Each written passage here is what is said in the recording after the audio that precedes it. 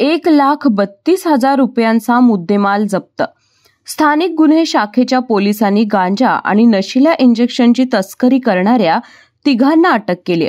साहिल मोहिते, रोहन चव्हाण आणि अजय दुबल अशी त्यांची नावे असून पोलिसांनी त्यांच्याकडून सुमारे 1,32,000 रुपयांचा मुद्देमाल जप्त केलाय।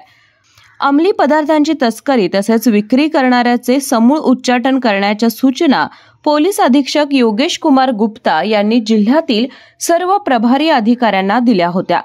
या अनुषंगाने तपास करत असताना आज स्थानिक गुन्हे शाखेच्या पोलिसांनी कसबा बावडा इथल्या झूम प्रकल्पाजवळ गांजा आणि नशिले इंजेक्शन विक्रीसाठी आलेल्या तिघांना अटक केली आहे। साहिल मोहिते, रोहन चव्हाण, अजय डुब्बल अशी या तिघांची नावे असून पोलिसांनी त्यांच्याकडून वेगवेगळ्या 2 कंपन्यांची नशिल्या इंजेक्शनच्या 83 बाटल्या आणि गांजा असा सुमारे 1,32,000 रुपयांचा मुद्देमाल जप्त केलाय।